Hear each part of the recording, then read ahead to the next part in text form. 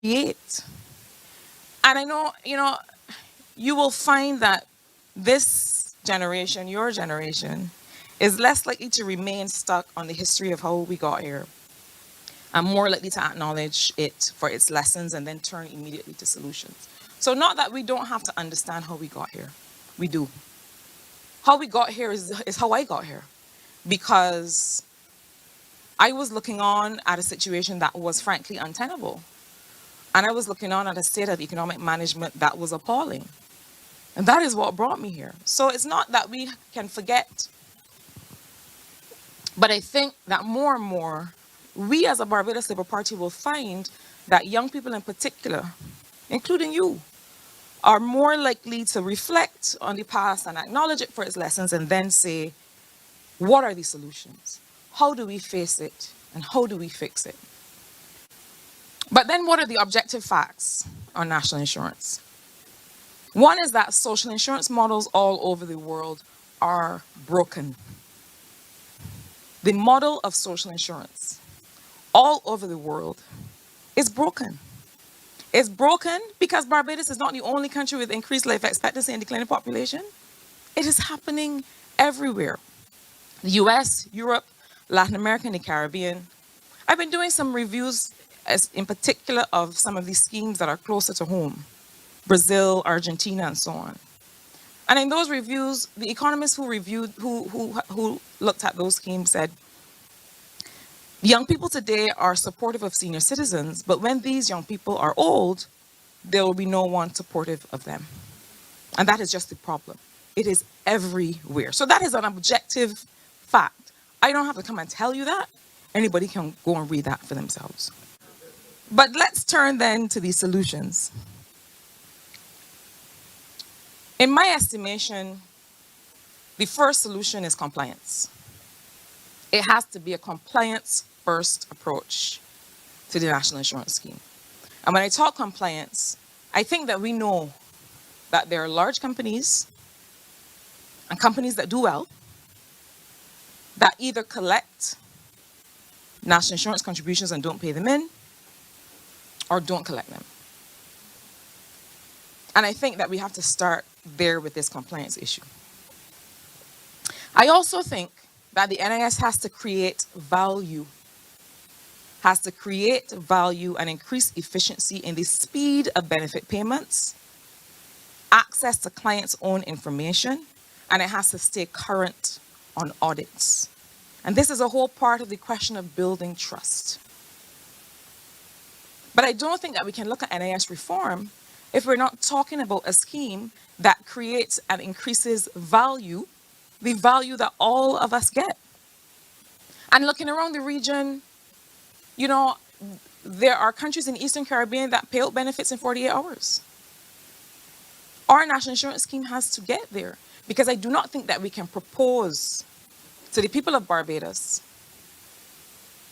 some of these reforms that are on the table if we do not also show how we are increasing efficiency, cutting the time of benefit payments. People need benefits today. That is why they are there. And I think the NIS has to commit to improving these times and to creating value for people if we are to take forward these reforms. Because you can't ask people to sacrifice more for nothing or for the same suboptimal value that they're getting today. Importantly, I feel very strongly about this one. And it was clear to us during COVID that the NIS has to align the benefits that people get who are employed by firms and the benefits that self-employed people get. They have to be aligned. They have to be the same. And we saw this during COVID. We created, when I was a part of the government before, a self-employed benefit that allowed self-employed people during COVID who would ordinarily not have qualified to be able to get a benefit.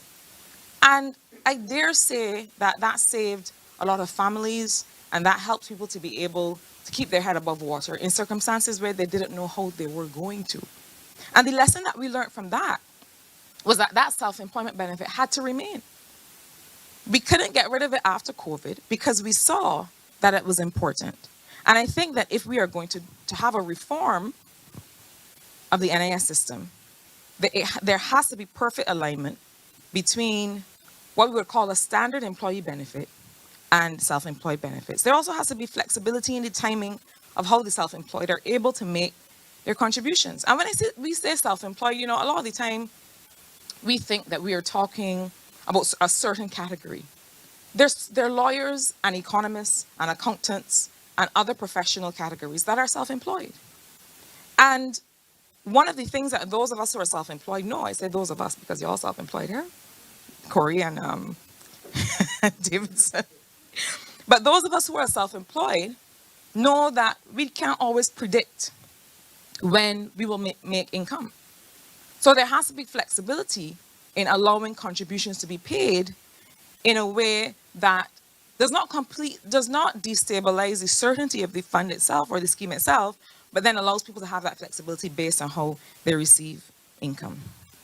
Even though the problems with the NIS are not as a result of poor investment, I do believe that we have to look at the investment policy. Because what I actually think is happening is that we're missing an opportunity for higher returns because the investments that we currently have are concentrated in perhaps not the highest bearing kinds of investments, interest bearing kinds of investments. And I think that when we start to look at those reforms, having an investment policy that has controls, yes, that has high levels of accountability, yes, but also is able to be more varied, that is something that I would encourage the government to consider. What I'm about to say may lose me some friends, but that's all right. I think we have to look at a more progressive national insurance scheme. What that means is higher levels of contributions from the wealthy with no increase in benefit. I'm going to repeat that. Higher levels of contributions from the wealthy, and I use the word wealthy. It's not a word that economists like to use. We like to talk about income cohort and all that kind of thing. But I use the word wealthy because I think that we have to be very careful about what we would normally call the tax incidence on the middle class. So I think we have to be very careful about, welcome, Comrade Kerry.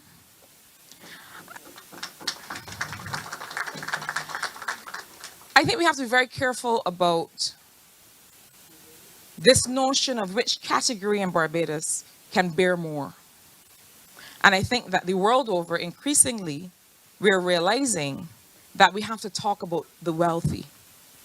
Because when we set these thresholds for higher contributions too low, then we have an issue with a middle class that is vulnerable and that is about to become poor. And I'm going to get to that in 2 minutes at the end of my presentation. But yes, higher levels of contributions from the wealthy, and how we define wealthy is going to be important, with no increase in benefit. And I have said it 3 times now because I stand by it. I stand by it. I don't know if it is a recommendation that the government will take, but I think that the NIS scheme contribution system has to start to more closely align with our progressive tax system. If this makes sense to me. And so